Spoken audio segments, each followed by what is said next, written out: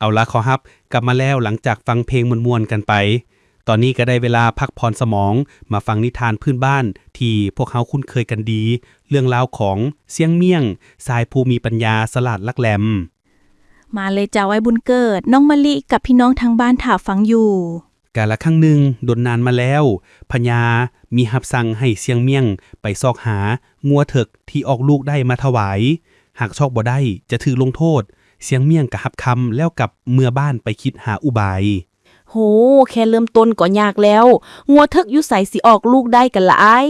นั่นละติน้องมะลิพอฮอดกำหนดเสียงเมี่ยงกะยังบ่ไปเข้าเฝ้าพญาโกรธหลายจึงให้ทหารไปตามโต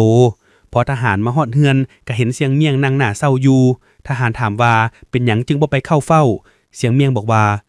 ข่อยไปบ่ได้หรอกท่านทหารพอดีพ่อของข่อยเพิ่นเจ็บท้องสิออกลูกข่อยต้องเบิ่งแยงเพิ่นมีอยู่ไสกันละผู้ชายสิออกลูกได้เสียงเมียงนี่สร้างคิดอีหลี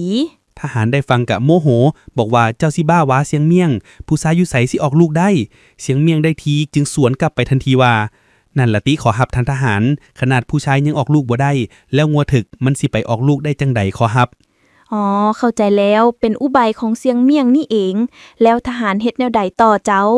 ทหารได้ฟังกะอึ้งไปเลยติฟ้าวกลับไปกับทูลพญาตามที่เสียงเมียงเว้าทุกคำพญาได้ฟังดังนั้นถึงว่าจะคัดใจที่ถึกเสียงเมียงหยอกเอาแต่ก็อดชื่นชมในสติปัญญาของเสียงเมียงบ่ได้จึงยกเลิกคำสั่งนั้นไปนิทานเรื่องนี้ก็สอนให้ฮู้ว่า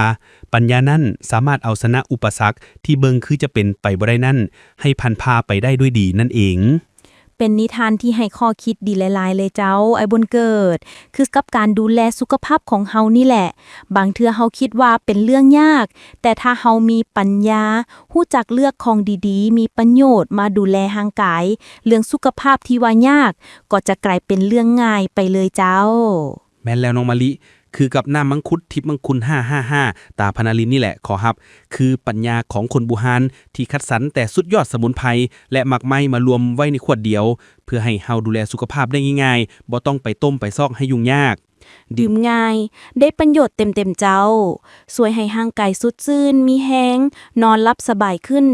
ช่วยบำรุงสายตาบำรุงเลือดลดผ่อนอาการปวดเมื่อยตามร่างกายไผที่เฮ็ดเวียกหนักพักผ่อนน้อยหรือผู้สูงอายุที่ร่างกายเริ่มอ่อนเพลียอยากให้ลองอีหลีเจ้าขอย้ำโปรโมชั่นสุดพิเศษกันอีกครั้งเนาะพี่น้องน้ำมังคุดทิพย์มงคุณ555ตาพนาลินซื้อ1ขวดราคา 252,000 กีบพิเศษซื้อ3ขวดลดเหลือเพียง 700,000 กีบเท่านั้น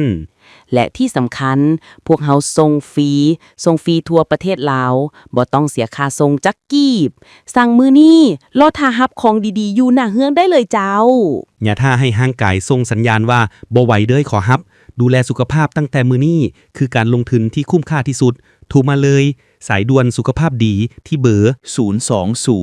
999 5983ทวนซ่า020 999 5983หรือทาง WhatsApp ก็สะดวกเจ้าที่เบอร์020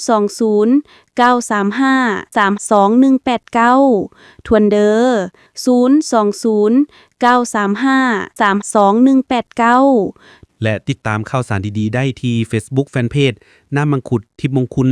555ตาพนาลินขอฮับฟ้าวๆกันเด้อโปรโมชั่นดีๆแบบนี้มีจำนวนจำกัด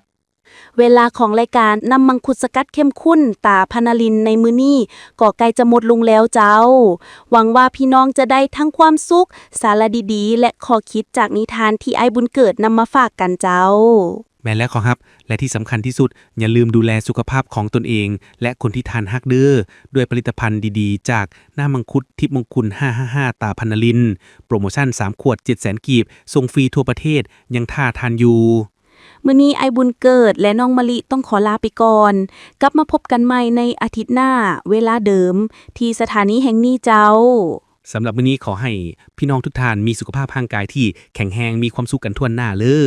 สบายดีเจ้า